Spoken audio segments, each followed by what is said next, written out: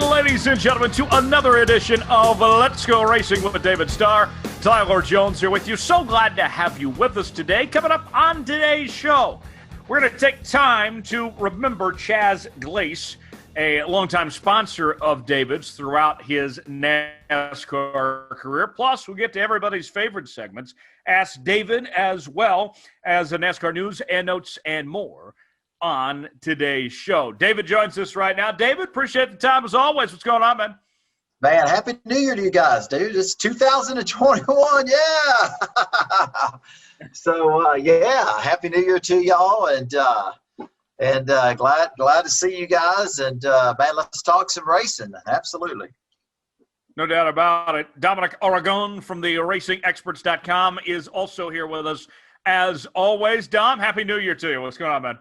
Happy New Year to you guys too. What a start to the year for sure. And 6 episodes in, we're having a lot of fun with all this. I can't believe we're 6 episodes in. This time's really flying, but happy to be here. And I got to ask you guys right off the bat, what are some goals and New Year's resolutions y'all have? Go ahead, David. Man, I have lots, man.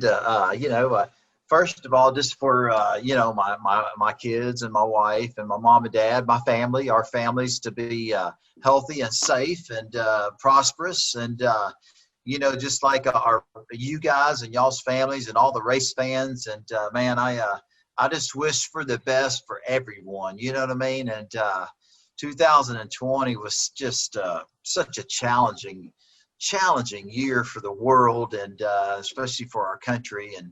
And I just hope, for the ones, all of us have been faced major challenges, and more so other people. But I just hope we can all find a happy place. We're all healthy, and we all prosper, and we're happy for 2021. You, Tyler, what are some goals, resolutions you got? Well, Dom, I'm not a resolutions guy. I don't like doing that myself, but I'll make an exception for this podcast.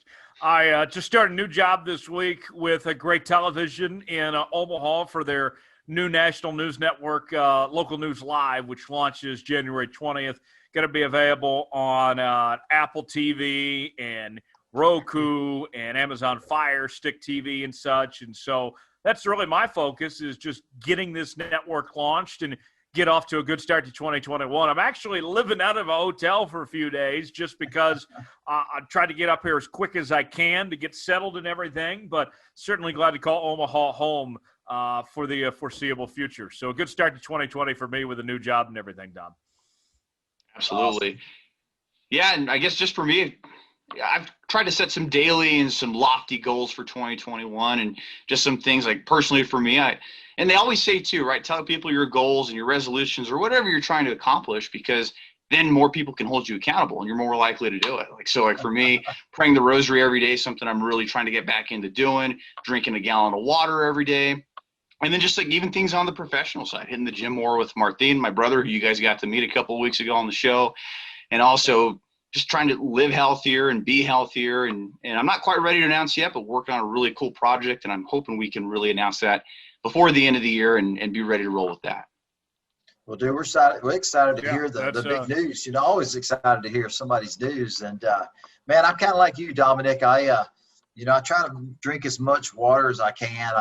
I work out. A lot of people that know me know my routine of working out and what I do. But man, just trying to keep your body healthy. And if you're feeling good, your body's healthy, it feels good, you're going to be happier, and and really our schedule and the racing business and what we do, man, if you're serious about what you do, you got to take care of your body. You know what I mean? So yeah, absolutely. But man, I'm just excited. It seems like 2021's gotten kicked off so far. It's fairly new, and everybody's got good attitudes, and looking forward to a good year. Well, if you look good and you feel good, you'll race good. That's how it goes. So I like the way you think there, Tyler. Yeah, absolutely, man. Yeah. And announcements and everything. We're waiting on David for your plans for 2021. When those are ready, we'll have those on this show. And before we go any further, too, I want to remind the folks out there to subscribe to Let's Go Racing with David Starr. New episodes out each week. A little bit delayed this week, but most of the time we're going to be out on Tuesdays.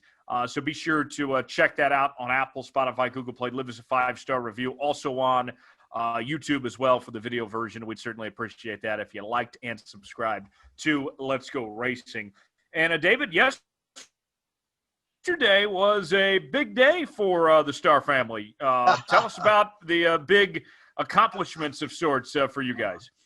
Man, yesterday, January the 5th, was my mom's birthday, and she turned 80. And man, what a, like y'all's moms and all the moms out there, man, just God, what a wonderful lady, and what a, we all love our moms, and man, she's just been the rock for our family, and man, just growing up and having a loving parents, and man, that's just cool to celebrate my mom's 80th birthday. And man, she just man, I could have a whole podcast on life lessons and sacrifices and what our parents do for us. You know what I mean? They just a lot of sacrifices, and man, it's just cool that that we can celebrate my mom's birthday, and we did celebrate it. And man, one of the cool thing is me and Kim got married on my mom's birthday, January the 5th, and that was awesome. This is our 13th year, 13th anniversary, and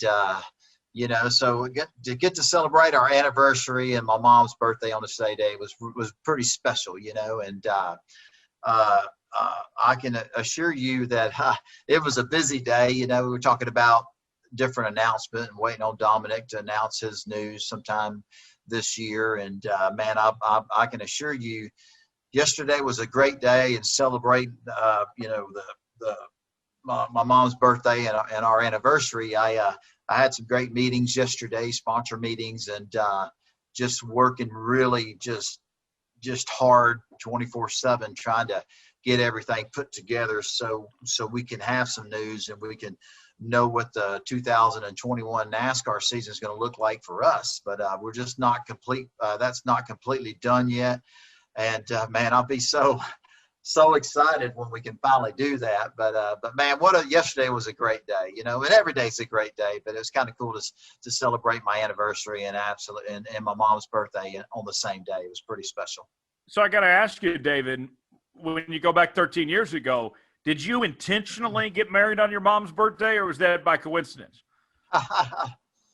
No, we did. You know what I mean? We did. It was just, once you get engaged and you're looking for that special day, and it was actually Kim that said, hey, let's be kind of cool to get married on your mom's birthday. And I said, man, absolutely. And so we did that on purpose. That was planned, and it was Kim's idea, which I thought it was wonderful. And, I as much as I love my family, we have a big family, and I'm not the best at keeping up with even my own mother and my dad and, my brothers and sister.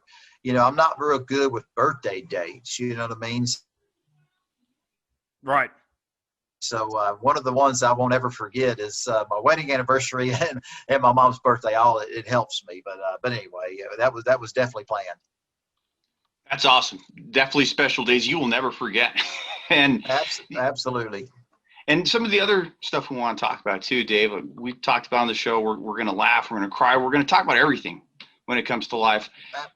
Tell us a little bit about your friend Chaz Glace. I know he passed away a few days ago. I know he's been somebody that's been really influential in your life. To go ahead and tell us a little about who he is or who he was and how you guys got started together. Man, Chaz Glace, wow, I'm smiling, and it brings joy to me. It's like, man, wow, just where do you start? But man, what a wonderful man, and always it's like, man, it's interesting that God brings people together, and and how things happen. You know what I mean? But Chaz Glace was very just a wonderful friend, a wonderful man, and just somebody who was really special to me. But I met Chaz the year that the Texas Motor Speedway opened. He had a suite there, and man, I don't even know why, but I met his son Tony Glace in the hallway, and introduced myself, and man, Tony was gracious enough to invite me into their suite. Chasco had a suite where they brought their customers and employees and brought them to the race. And, I think that was the first race there at the Speedway. And man, when they introduced me to Chaz and Tony's brother and Chaz's other son, Chuck, man, it was just like, man, they took me in like I was family, didn't realize that at the time. And that happened over time. But, I told them that I had raced, that I was, NASCAR Camping World Truck Series race car driver. And, they asked a lot of questions, and I got to know them. And man, it wasn't too long after that, man, we had our Chasco truck, and that was pretty special. And, looking back on it, he, back 1999, 98, first time that he sponsored us, I was driving the truck, the number 3 truck, for my Uncle Mike. He had said, came to me and he said, hey man, let's buy a truck. And he bought a race engine. We had one truck, one race engine, and we ran those 5 races. And again, we should have won 3 or 4 of them. Definitely the 2 Texas races we led and ran up front the whole time. And every time we made a pit stop, we would fall from leading or running second all the way back to 20th or 19th. And, the guys that worked at our racing school, and our instructors were the pit crew, you know what I mean? But anyway, the number 3 truck was sponsored by Chasco for majority of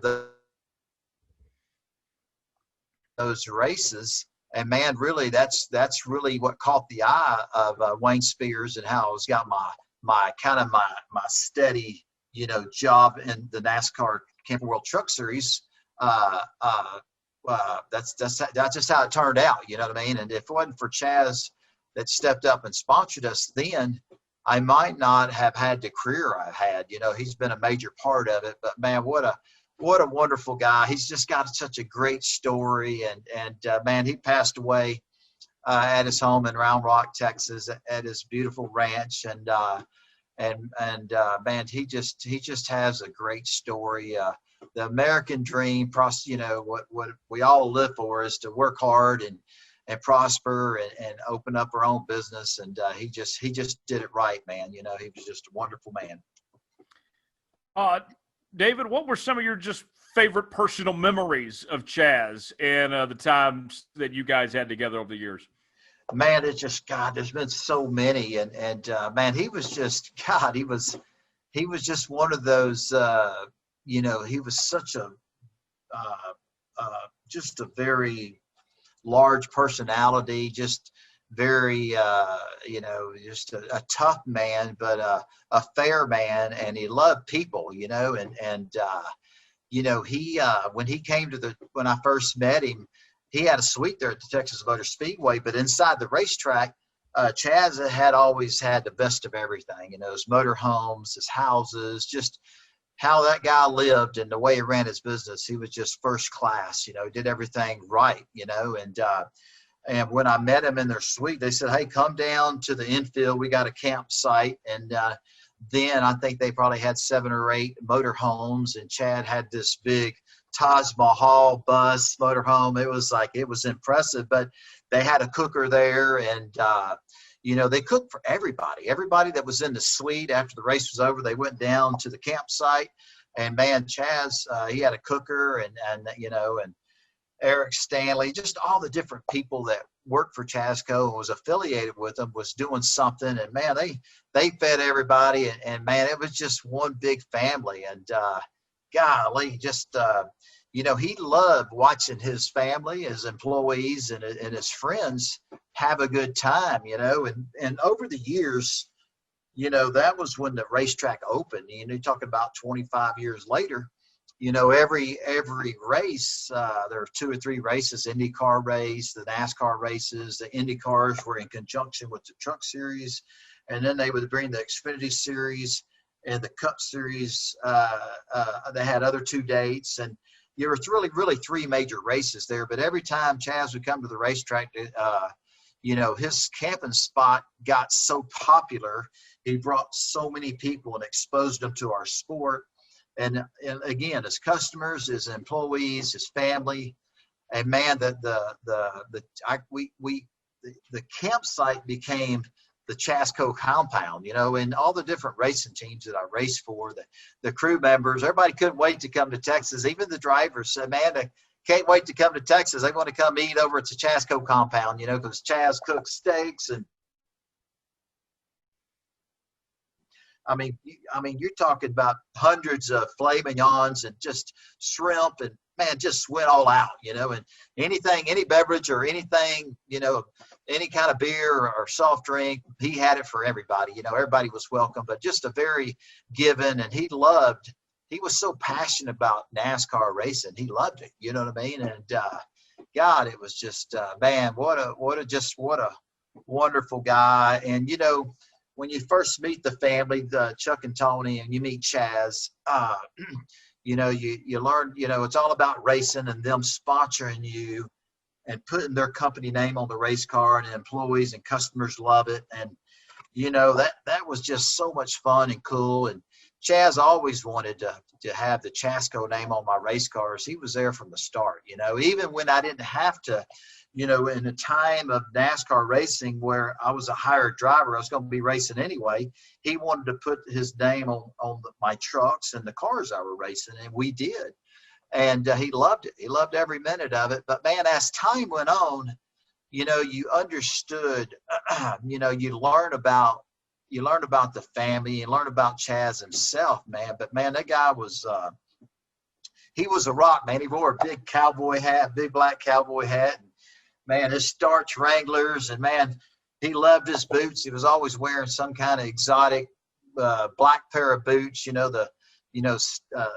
snake skin or alligator. He had the best of everything. But man, his white shirts. But man, he was just, he was from New York, and he moved to Ohio, spent a lot of time in Ohio, and he made his way down to Austin, Texas, Round Rock, Texas, just north of Austin.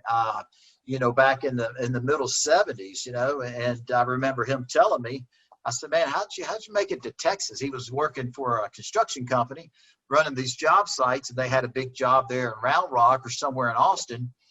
And he loved the area. He loved Texas. And man, I don't even think he ever moved back. He stayed, and he said, and he opened up Chasco. And man, he started with 4 guys, and man, I think he told me, he said, man, I think Chaz, if I remember right, said he had $600 to his name. And man, what a company he built. What a company he built. When you're in Austin or Round Rock, Texas, when I would go visit with him and go to Christmas parties and just spend time, have dinner, have lunch with him, when I would drive down just to visit with just me and him. Man, we would drive around, and we said, man, I built that dealership. I built that neighborhood. I built that building. He built so much. I built this bridge we're driving across the Austin airport. They built the Austin airport, a big part of the colleges that are there in Austin. I mean, they just built so much, and the kind of work they did, the concrete work and the underground utilities. I mean, just unbelievable of a company, that this man started from scratch because he wanted to have a better life, and he loved Texas. And man, boy, did he make a better life for a lot of his employees and their families and their kids. I'm rambling along telling you a lot, but when I first met Chaz, a lot of his employees and a lot of his friends, their kids were babies, and today a lot of them are married and have kids themselves. So I mean, what a family it was. Eric Stanley was one of his friends, and his wife Lisa Stanley worked for me, helped me. We worked together for about 10 years. She just took care of all the business for David Starr Racing, and she was wonderful. I would have never met them. I met so many great people that are just great friends now from all over the country from Chaz. The guy was incredible, man. He loved to get in that motorhome and go to Daytona. He loved hot rods, but man, I'm talking, and I can assure you I'm smiling when I talk about him. But man, I've cried so much since I got the news from his son I want to, I don't want to cry anymore. I want to smile. And because, man, he did so much, he did so much for my career. And I say this, I had a lot of people help me. He was one of the main guys. If he wouldn't have stepped up and did what he did, I might not have been where I'm at today. And I can assure you I wouldn't have, and I talk about him and tell you how awesome and what a wonderful guy was. He was all about hard work, dedication. And man, if you were on the good side of him, you were good. I never wanted to be on the wrong side of him, and I never got on the wrong side of him. But man, just a great guy with a great American story, and now his sons, Chuck and Tony, they own and operate Chasco, and man, he was so proud of that. But man, what a great life he had, and what a great man. Yeah, David, sounds like not only a great partner there, but the relationship you're describing between you and him kind of sounds maybe like an uncle-nephew relationship. Is that kind of accurate? Man, he was almost like a dad. Everybody knows I got a wonderful dad. I love my dad. He's great. And, Chaz was, he kind of treated me like I was his son, and it was always cool. I just talked to him on Christmas Day, and,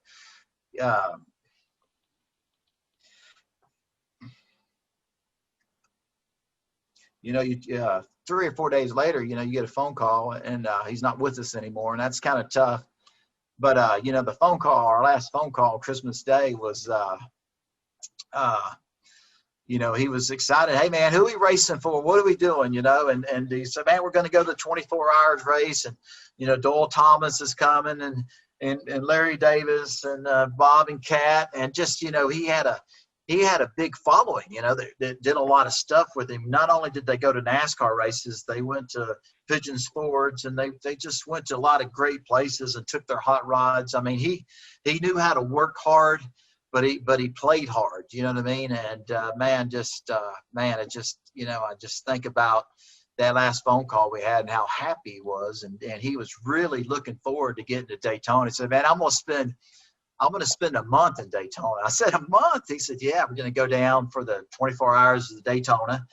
And then we're going to move out of the racetrack. We're going to camp. He told me we're not right down the road from the Speedway. And then as soon as the racetrack opens up for Speed Week for the Daytona 500, he was going to move back in. All of them were. There's about, he probably has about 10 to 12 spots there on Lake Lloyd inside the Daytona National Speedway. I mean, Chaz himself has 12 spots.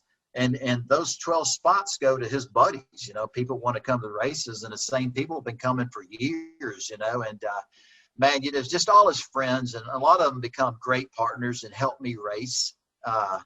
And man, it all comes from him, but man, he was so excited about the season and getting to Daytona, kicking off the season and all that kind of stuff. It's just sad that's never going to come to be, but man, he was happy, but man, I was just, I thank the good Lord. I'm celebrating, celebrate his life, and I thank God that he put us together. That's incredible, David. What a story there, and sounds like an incredible man there in Chaz Glace, who you're talking about. And in case you are just joining us, this is Let's Go Racing with David Starr. David, along with Tyler Jones here, Dominic Oregon of the RacingExperts.com here as well. And David, looking at what Chaz did with Chasco, tell us about Chasco. What was Chasco? What did they do? And how did you get involved with them? And what was kind of your work with them over the years like? What did you do with Chasco? Man, they're just a big, construction company. They build things. They move dirt. They show me, I would go with Chaz, and he'd show me a raw piece of land. And, 6 months later, I come back and there's a massive warehouse or a building, or builds car dealerships. And, and they do underground utility work, and they do concrete work. They pretty much, whatever needs to be built, they can build it, and man, did they build a lot of stuff, and for Chaz, the racing, he was passionate about cars. He loved American hot rods, and he loved NASCAR racing.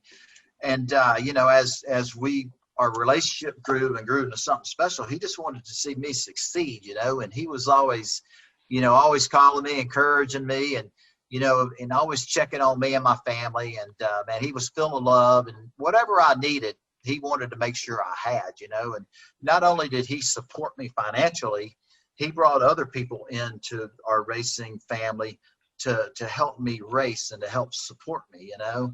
And he was just a special guy, but he had a special company. He was special. And you look at those guys, you know, you think, man, Chaz, you know, I never thought about, it never crossed my mind that one day he wouldn't be here. You know what I mean? I never thought about that. It's kind of like, you know, you look at some of these people, they're bigger than life personalities, you know, they just love life, and you just don't ever think that this kind of stuff's going to happen, but it's just reality. It's life. It does, you know, but I can assure you that he, you know, he made lots and lots of people's lives better. You know, I'm one of them. The community where he lived in Round Rock, Texas, I mean, the things he did, you know, I would learn about stuff he did for people, families, the YMCA, just different organizations. He was passionate about, you know, our armed forces, you know, people that had been out fighting for our country, you know, and if they were injured or hurt, you know, he did a lot of great things for people that nobody even knew about. I'd hear little bits and pieces, but man, he just, he was good for his community. Definitely the Round Rock, Texas is a better community because of Chaz Glace and just all the employees he had over the years. He wanted to see them prosper, gave them a great job, paid them well. They worked hard, but they made a good living. And man, just a great guy, you know, and just, you know, I'm just so thankful that you know, I was his friend, and you know, and I'm just blessed that he did what he did for me personally, because I wouldn't have what I have today if it wouldn't been for Chaz Glace. So I'm gonna celebrate his life. I'm gonna cry some more, but I'm gonna celebrate it and I'm proud. And man, he was a Texan, man. He wasn't from Texas, but man, through and through, dude loved Texas, man. You looked at him when you saw Chaz, man, you knew he was somebody special. And man, when you saw him, you thought, man, he's a Texan. You know what I mean? He was proud to wear that cowboy hat and big old belt buckle and those starched blue jeans. Man, he loved his blue jeans and his cowboy boots. But man, he was a force to be reckoned with. That was for sure. And hey, you know, I always, you know, I have so many different people, sponsors that helped me, enabled me to race, and you're so thankful for all of them, and all of them got great stories, you know, and we'll talk about more of these wonderful people that own these companies that helped me race down the road a little bit on the next podcast. But man, Chaz was a force to be reckoned with, and people wanted to hang out with him. They wanted to be in his campsite. They wanted to do business with him, and man, our Christmas parties that he had in Round Rock and during Christmas time, man, it's like, you know, there were congressmen to show up, you know, there were city council members, the mayor of Round Rock. I mean, this guy, he was connected, you know, he was connected because he did it right. You know what I mean? He had a company that built stuff in the community. And, you know, I never heard anything bad about Chasco from all the years I knew Chaz and what Chasco built, everything they had and did.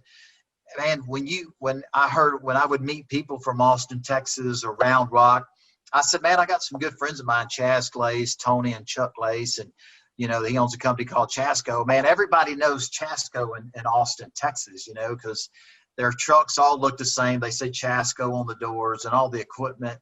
But man, they have really had a big impact on that part of Texas, that Austin Round Rock area, you know. And you know, I just feel good that all the people that loved him and the people he loved and the life he changed a lot of people's lives for the better. And I got wind hanging out with him the last 4 or 5 years.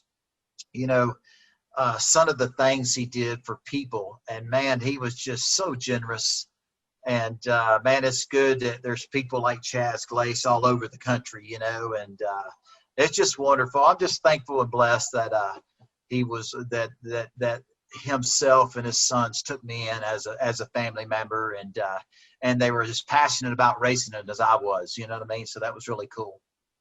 That's awesome, Dave. And kind of when you think about Chaz and his legacy, what do you think people are going to remember most? What are you going to remember most about him and being a part of his life and knowing him so well?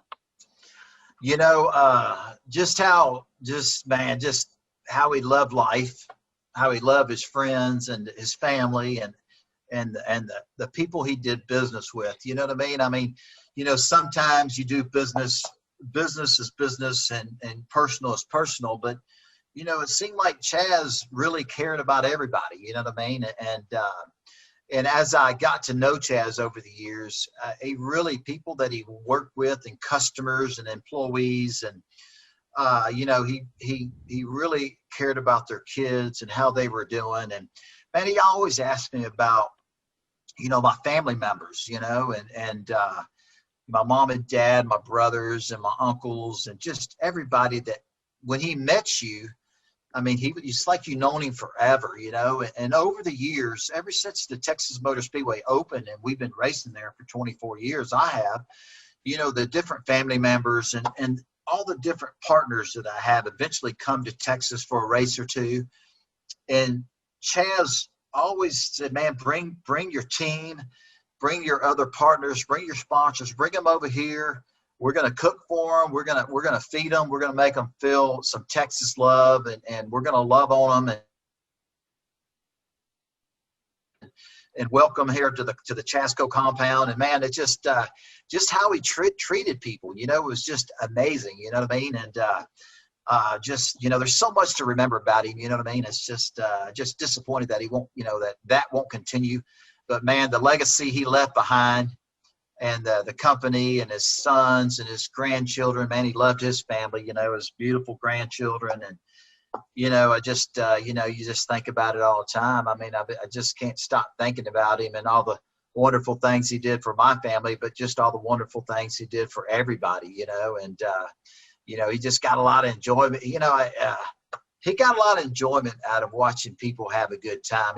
Seemed like he was more concerned about other people than himself. You know what I mean? And it was awesome, man. It was just awesome. Pretty cool deal, man. Real quick, David, before we move on, what was the last race that Chaz was your primary sponsor? Well, you know, heck, it's just 2020, man. I mean, every time I think I drove Bobby Dollar the 07 car, I mean, I want to say, man, a majority of the races in 2020, you know, Chasco was on my car. I mean, you know, the last race we ran in Phoenix that we had such a good run at, you know, Chasco was on the rear quarter panels, and it was always on my race cars, you know, whether it was on the hood of the rear quarter panels, I always had a Chasco sticker pretty much every time I raced a car or truck. It didn't matter, you know what I mean? I did that because I wanted him to know that, and he knew how much I loved him. He knew how much I appreciated what he did for me, what his company did for me, how his employees, and, you know, everything he did for me. I let him know all the time what that meant to me personally, what it meant to my family. And, but man, it's the last race we ran at Phoenix, man, I had Chasco on the rear quarter panels, and man, you know, I love all my partners. Y'all know that, you know what I mean? I couldn't race without them, and every car is special, but I was always proud when we had Chasco on a race car, because I knew Chaz was smiling, you know what I mean? I knew he enjoyed that. He liked seeing his name on my race cars and liked seeing it on television. And he just wanted to see me succeed. And, you know, and that was a beautiful thing. You know what I mean? When I talked to him on Christmas Day, you know, he's like, hey, man, you know, what are we doing? What are we doing next year in 2021? What's the plan? You know, I said, well, man, I'm working on that. And I said, hopefully, Chaz, in about 2 or 3 weeks, I'll be able to tell you, you know. He said, well, hey, let me know. Call me. Let me know, you know. And he said, you know, I'm with you, and always knew that. But anyway, man, what a great guy. Just like I said, just sad that he won't be at any more races with us. But just very blessed and thankful that the good Lord brought him into my life and everybody else's life. And man, what a beautiful man, inside and out. Pretty cool deal, man. Yeah. That's fantastic. He sounds like a wonderful man, and he'll certainly be missed. Let's get to a few more things on today's show. Dominic, time for this week's edition of NASCAR News and Notes. Let's go ahead and get started. Sure. So every week on this show, we take a look at the top 3 or 4 headlines occurring around the NASCAR community, the NASCAR industry, and just kind of get everybody's reaction on it. Some of the news that broke earlier this week: New York racing team will be attempting the Daytona 500 and the full 2021 Cup Series schedule. CatchFence.com's Chris Knight is reporting that John Cohen, who formerly owned Extreme Motorsports, will be fielding the New York racing team in 2021. They'll be running the entire schedule, and they'll be running as an open team. So there's no word yet on a sponsor, who the driver's going to be, manufacturers, numbers, alliances, anything like that. But this team last competed in 2018. And one thing, guys, that we've learned over the last couple months is that NASCAR will not be paying open teams any part of the purse money come 2021. So what Cohen's trying to do here with his team sounds like he's really got some good financial backing or potentially some good partners behind him.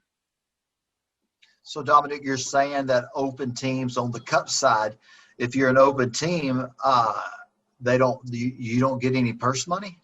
Correct. And Carl Long was the first one to really talk about this on SiriusXM Radio NASCAR Channel 90 a couple of weeks back.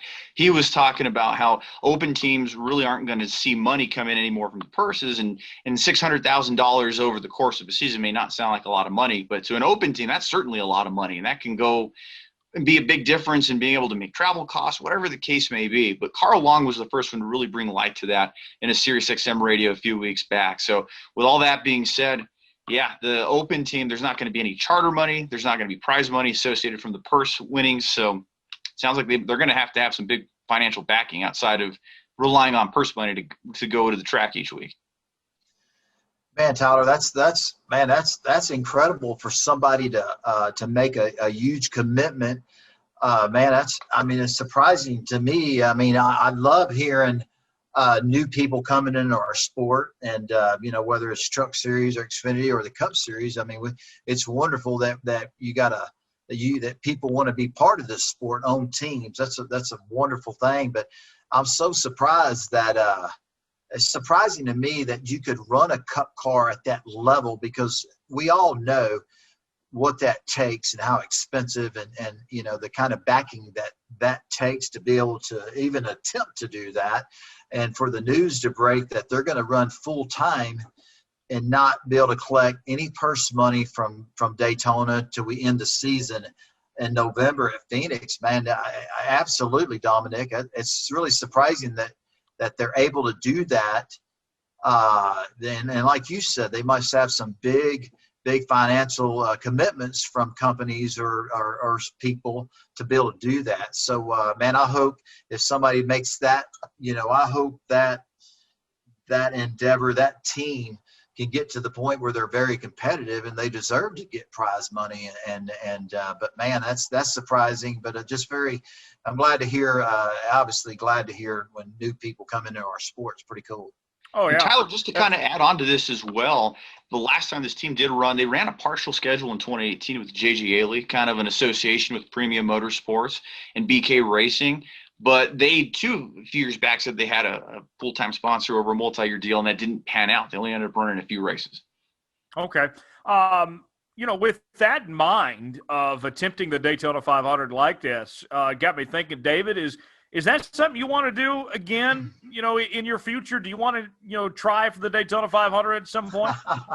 Man, I can assure you, let me assure you that ever since I was 3-4 years old, that's a goal that I've never attempted to, I've never raced in the Daytona 500. From the time I could read books and knew about stock car racing, when you think about NASCAR racing, you think about the Daytona 500. For the IndyCar racing, the Indianapolis 500 and the Kentucky Derby, the World Series, man, if there's any race, anybody, any driver wants to be in, man, it's the Daytona 500. To have the opportunity to be of a Daytona 500 champion, I mean, that's huge. And I have never had the opportunity to try to make the Daytona 500. And I can assure you that I hope before this all ends that I will have the opportunity to make the Daytona 500, and I'll get the opportunity to race in it because, man, that's been a dream of mine since ever I can remember. And it's a big deal, man. It's got a lot of meaning to it. And I can assure you that I know for sure that 2021, I won't have the opportunity to try to make the Daytona 500. But, man, you know, if I only got 2, 3, 4, 5 more years in this sport, just know that I'm going to be working hard to try to compete in the Daytona 500. I just think that's just a dream of mine that I've never accomplished, and I want to accomplish that dream before all this is over with. So it's a big deal. And you guys see it. I mean, you see it. You saw what Timmy Timmy Hill, and I mean, you see the emotions, and you see some of these Cinderella stories when the season starts. Is some of these teams that don't have a spot in the Daytona 500, and when they race their way in through the Twin 125 races on Thursday night or Thursday afternoon, and they make the Daytona 500. I mean, you see what that race means by seeing over the years these people, these Cinderella stories, and some of these drivers that make it. I mean, they can hardly do their interviews. They're so excited. It has a lot of meaning to it, man. Oh, absolutely. I think of two right off the bat when you say Cinderella stories making the Daytona 500. I think Kirk Shelmerdine in 2006 showed up to the 500. Former Dale Earnhardt crew chief, was running some partial schedules throughout the years, and he announced, if we don't make the Daytona 500, we're going to fold operations. And he ran his qualifying race, thought he didn't make the race, so he's in the garage area. The team's loading up. They're getting ready to just kind of fold operations, and a NASCAR official comes running in and says, "Hey, Kirk, wait, slow down. Unload the car. You made the Daytona 500. Wow. So he got to run the race as an owner driver, his first and only 500 race, and so many people came to his support. Dale Earnhardt fans, a group of fans bought his sets of tires for the race, and he was able to go on and finish on the lead lap 20th. And I think of Brian Keselowski in 2011 having little brother Brad pushing him. Brian and his team, they all had checked out of their hotels Thursday morning and thought, we're not making the Daytona 500. Well, Brad and him were in the same race. Brad being locked in the 2-car, pushed his brother. I think even with 2 or 3 laps to go, he almost won that Gatorade duel. He was in the top 5, and he qualified top 15 for that race. And it was so cool to see Brad pushing his bigger brother who was not locked into the race. So those are the two I think of. There's always great stories coming out of Speedweeks, but especially those open teams and those cars that are not locked in. Oh, yeah. I remember when that Tommy Baldwin team made the 500. That was quite the story when they made it that year, and just wild to see some of these scenarios. And we're counting down the days now to Daytona, guys. We're just right at about over a month away from a Speedweek, so should be exciting when that gets rolling along. What else we got, Dom? Absolutely. It's going to be a lot of fun. And just a few weeks past Daytona, we'll have the race out at Phoenix Raceway, and that'll be happening the second week in March. Phoenix Raceway announced earlier this week that they're going to be allowing limited capacity as far as fans and fan experience for the NASCAR Spring Race weekend. According to a press release that we had taken a look at, there's not exact numbers on how many fans are going to be allowed at the Speedway, but if it's anything like what November was, we saw between 7,000 and 8,000 fans for Championship Race weekend. So you'll see fans there at the Speedway, socially distanced. There'll be some access along the hillside as well as spots there on the hill on Sunday. Let me jump in here real quick, David. An interesting note on this, just by comparison. You know, the attitude I've had about this, David, when it comes to fans, are that I'm just grateful that we get to have them when we get the chance. Sure, might not have a big amount, but grateful that they're there, right? You're looking at what, 7, 8, 9,000 is that range there at Phoenix. Down the road, the Arizona Cardinals have not had fans all season. They've had just family and friends. The Fiesta Bowl was there in Glendale just a couple days ago, family and friends only. So even in that area, major sporting events are getting to have fans. So, David, that's pretty cool that NASCAR is on the forefront getting to have fans, and major sports in that area aren't even getting that same opportunity. Man, Tyler, you're so right about that. I think NASCAR has done a tremendous job of, our sport is built and relies on the fans. Without the fans, there is no NASCAR racing, and the manufacturers, the sponsors, they're only sponsors in our industry because of the fans, trying to promote the car manufacturers, the consumer products. And man, our NASCAR fans are really so loyal to the sponsors that participate in our industry, and it's a beautiful thing. But man, Tyler, you're so right. You just, even though it might only be 10,000, 8,000, whatever that number may be, compared to what other major sports are in that Arizona area, in the state of Arizona, it's a huge difference. At least there's going to be 10,000, 9,000, whatever that number may be. But, I think NASCAR has done a tremendous job. They're doing everything they can. They would so like to see this pandemic go away, and with the vaccines and the vaccinations, with all the vaccinations going on right now, and it just be, they're doing everything they can within the guidelines of the state and the city officials to make sure that the race fans that are coming to the races, that when they come and enjoy the race and they go back home, they're going to be safe. They're not going to contract, COVID while they're there. You know what I mean? And I think NASCAR has done a tremendous job. And as much as us drivers and the team owners and everybody involved, even the fans, as bad as they want to come back, you know what I mean? NASCAR is doing a great job of just doing everything to the best of their ability. They're aggressive with it, aggressive to the point where, up until, that everybody's going to be safe. And, but, it's still going to be a challenge, and if NASCAR could have these racetrack, these stadiums, they could put 50,000, 60, 80, or 100,000 people in the stands. I can assure you they would tomorrow if they could, you know what I mean? So they're following all the guidelines and getting, working with all the state officials and the city officials. And, as soon as this pandemic gets under control, I mean, our sport, all sports will get back to normal. But I still think, if they're looking at 3, 4, 5, maybe 6 months down the road, so we're just like you said, Tyler, just blessed that we're able to do what we're able to do so far. If I had to guess right now, just based on where this vaccine is at and everything, I think we could be looking back at full capacity by the playoffs. I think that's the timeline. I think that's realistic at this point. I don't think that's far-fetched.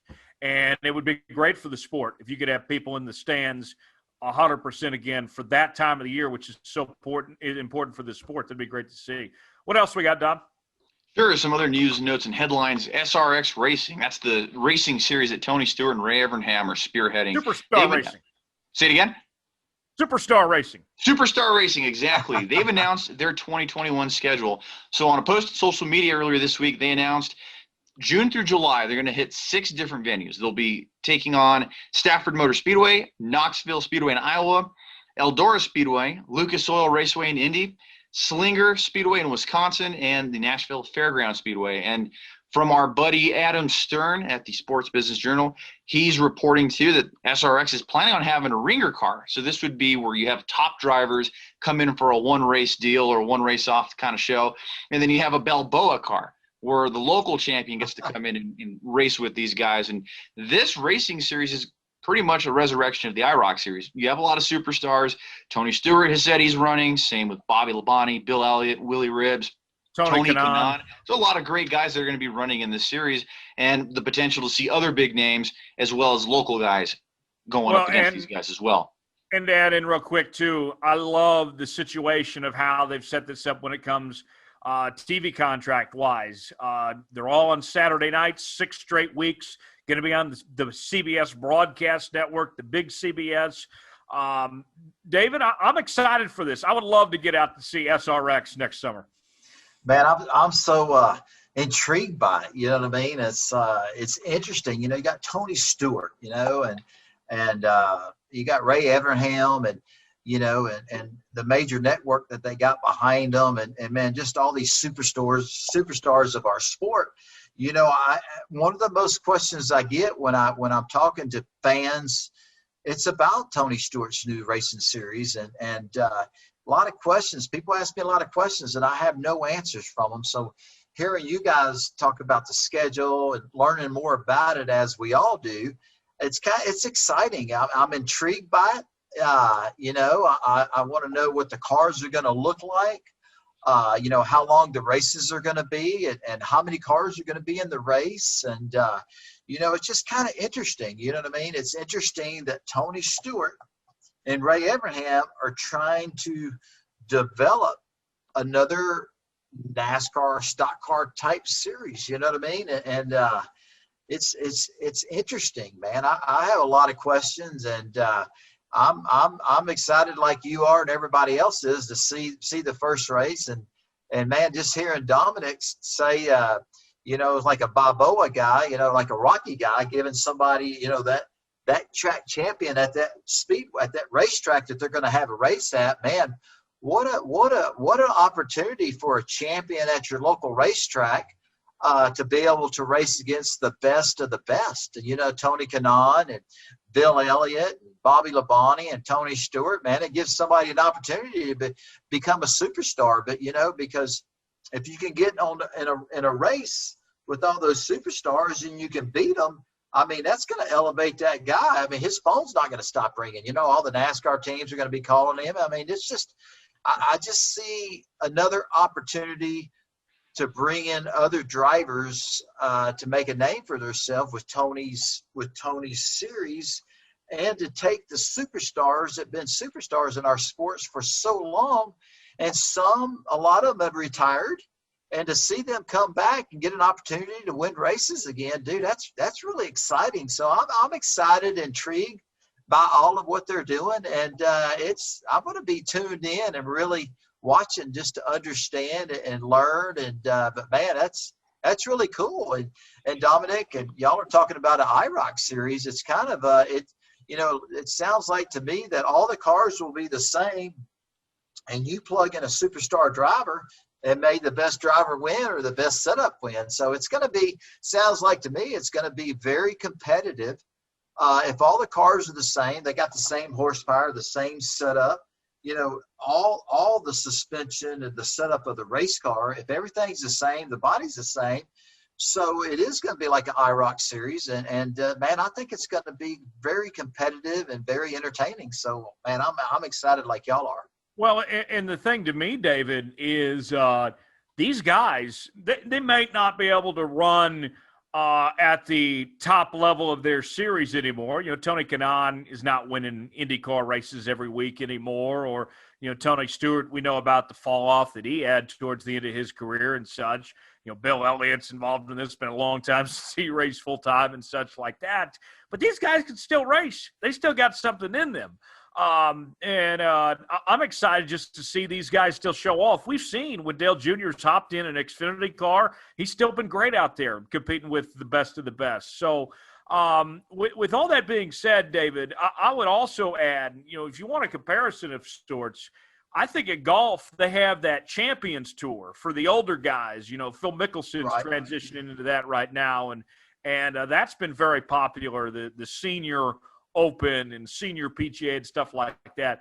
Do you think this could be something like that? Maybe essentially de facto senior, touring series for NASCAR essentially here? Well, I mean, it is. It sounds like it, just what I know about it. It's just, the former superstars of different types of auto racing are going to participate in this. And man, let me assure you, when Tony Stewart retired and got out of NASCAR, that last year he ran, he won a race, and man, he's a hot shoe in those sprint cars. And I know for a fact you put Tony back in the Cup car, a really good Cup car with a good team.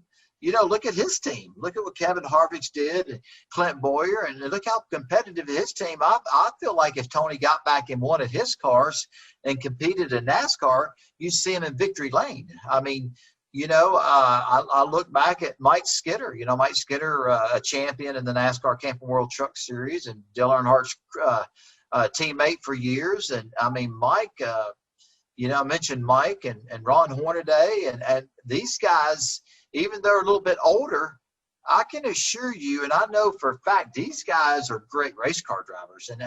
And some of the kids that are racing in NASCAR today, I race against them. They're not a Mike Skinner. They're not a Ron Hornaday. They're not a Bill Elliott or a Bobby Labonte.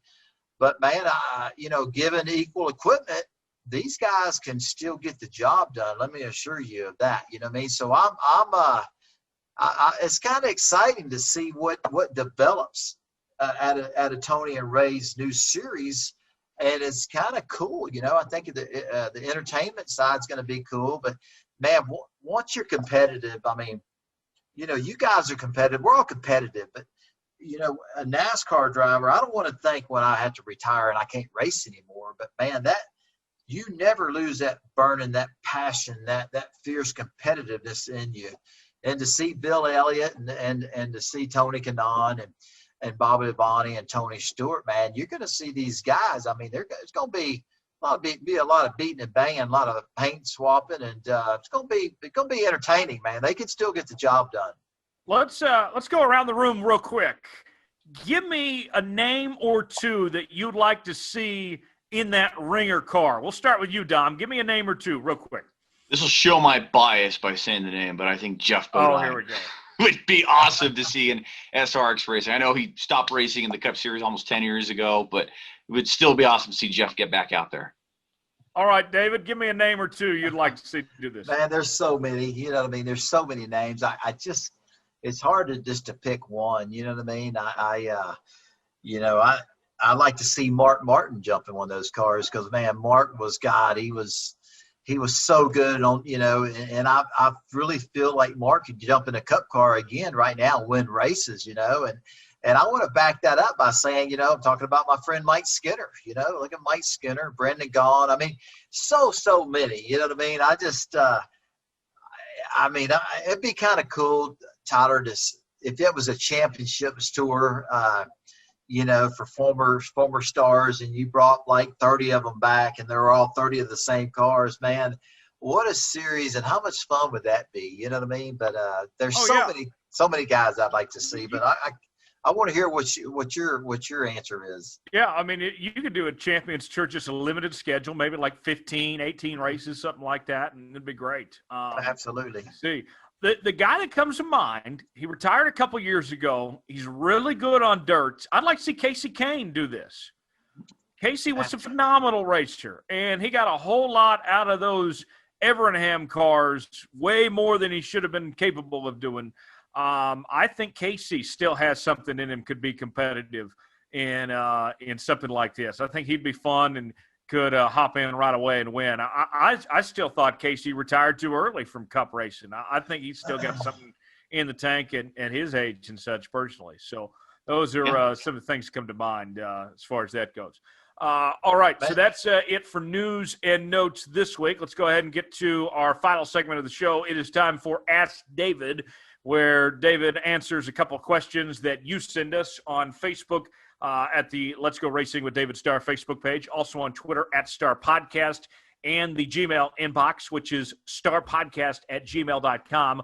Let's start out with a question on Facebook from Bob. Bob writes, "Hey, David, what's the strangest thing you've been asked to autograph?" Oh, man. That's interesting. You know what I mean? Yeah, you can only imagine. You know what I mean?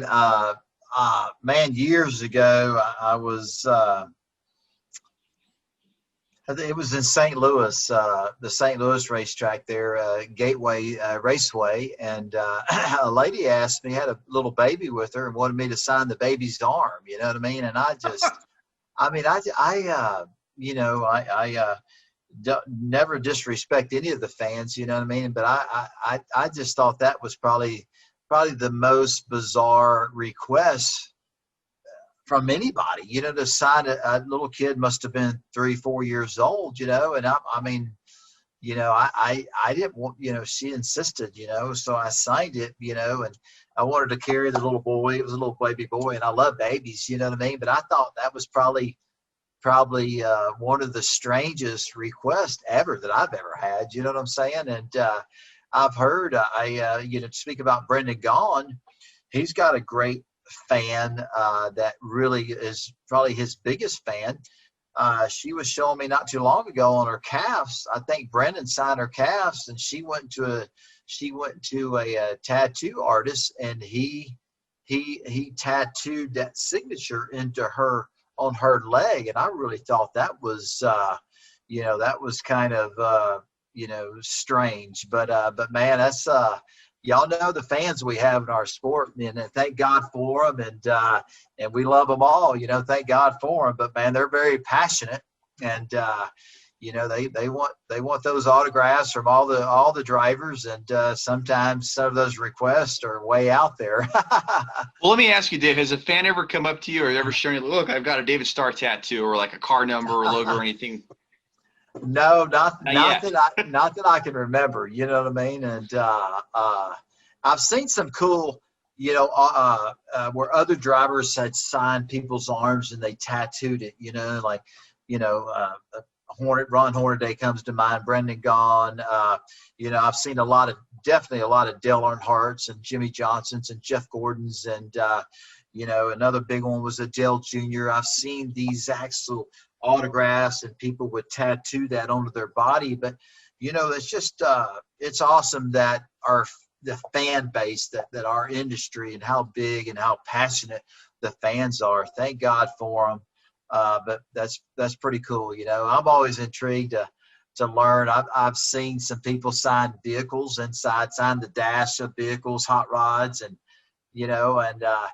sometimes people want me to sign their clothes. You know what I mean? Nice shirts. And I said, are you sure you want me to ruin that shirt by putting my name on it? It's a nice shirt, and I can autograph something else and give it to you. I don't want to ruin your shirt, but these fans are very passionate, and they want drivers' signatures and autographs. It's pretty cool, but there's some strange requests, Oh, yeah.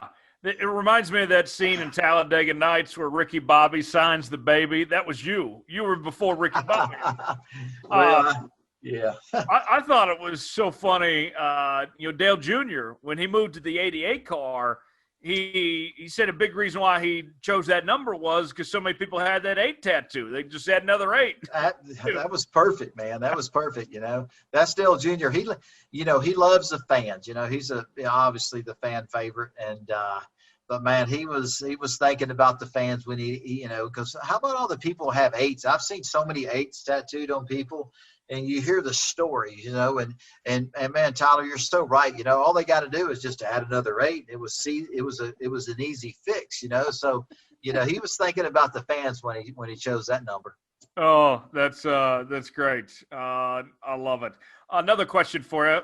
It comes in from Haley, and Haley writes, David, with tracks that aren't run anymore, where is somewhere that you wish you would have run that maybe you haven't run before? What comes to mind of some of those tracks you think historically that you didn't get the chance to run that you would have liked to?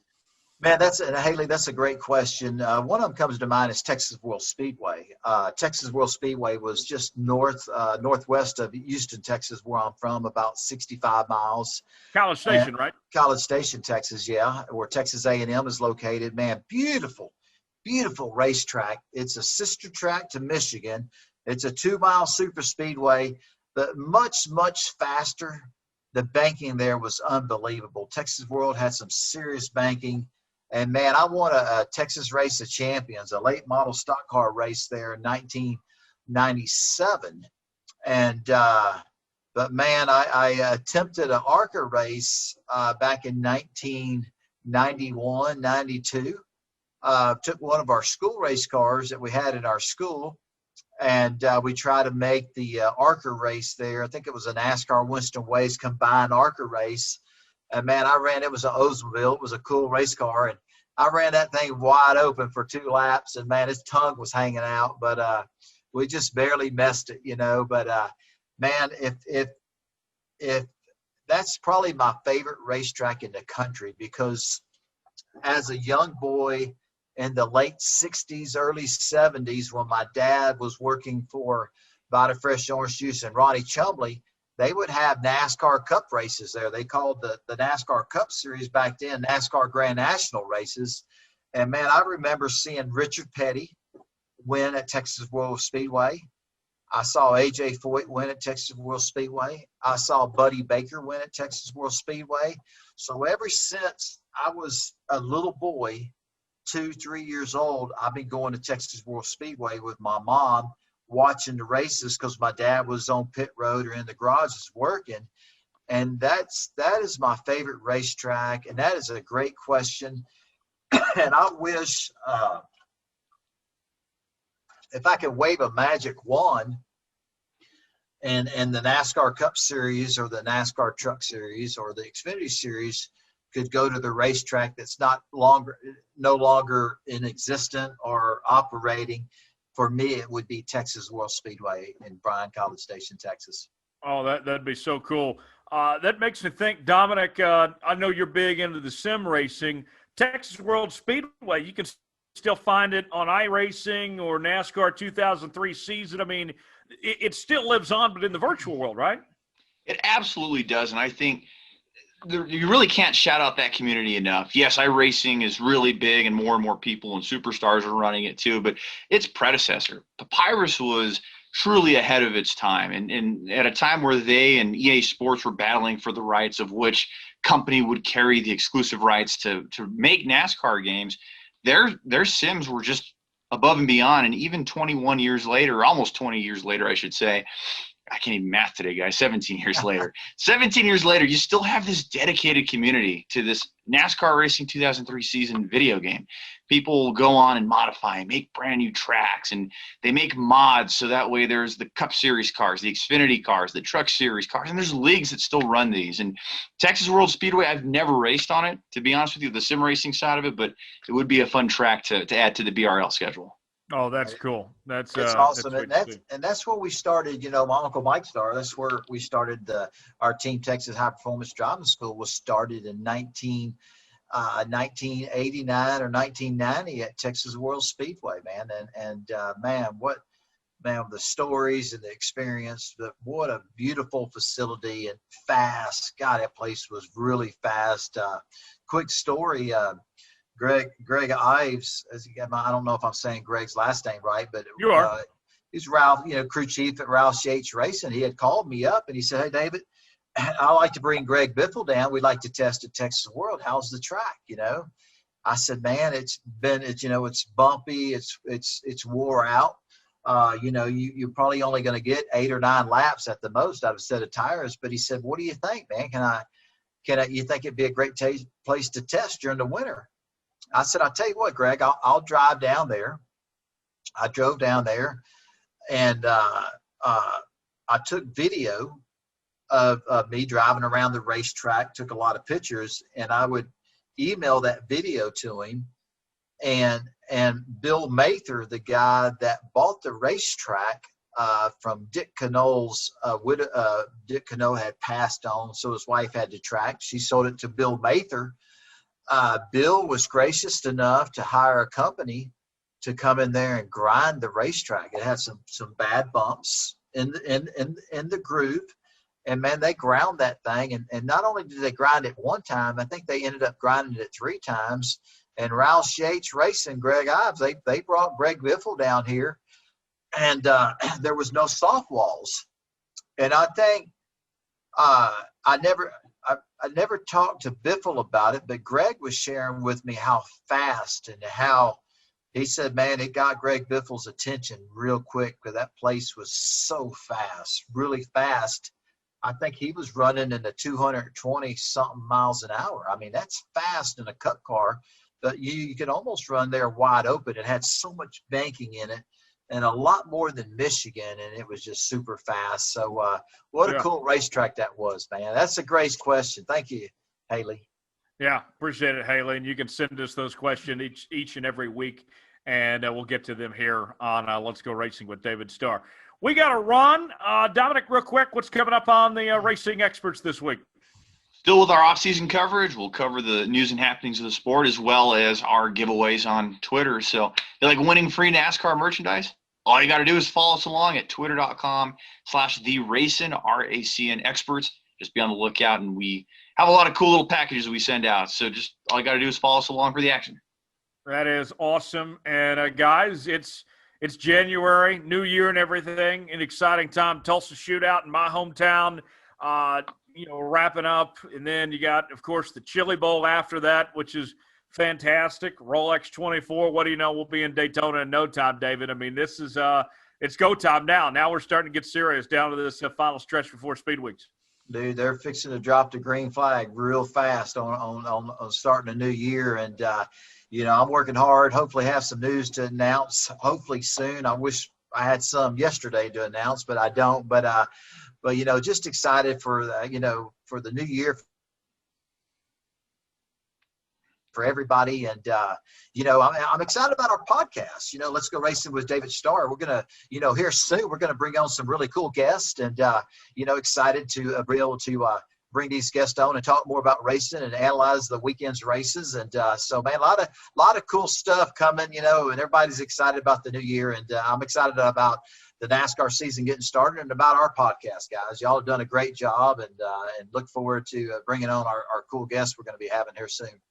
Yeah. Real quick, too, I just want to give a shout-out as well. I know we're 6 episodes in, and it's a lot of fun, but this is not possible without the fans and everybody that listens in and watches us every week and tunes in. So from the bottom of my heart, thank you guys. Thank you to all our fans. Thank you to everybody that's giving feedback and listening along. We truly appreciate that. And, gosh, guys, 6 episodes, it doesn't feel that fast. Yeah, it's been a lot of fun doing this show, and we'll continue to do this show. Back on the normal schedule next week with a new episode coming out on Tuesday. We will see you then. As a reminder, as always, subscribe to Let's Go Racing with David Starr on Apple, Spotify, Google Podcasts, and the video version on YouTube, Facebook.com/David Starr Podcast, Twitter @Starr Podcast, and we would certainly appreciate if you liked and subscribed there. Got to drop the checkered flag on episode number 6. We'll see you right back here next week for another edition of Let's Go Racing with David Starr. For David and Dominic Aragon, I'm Tyler Jones saying so long. We'll see you next week.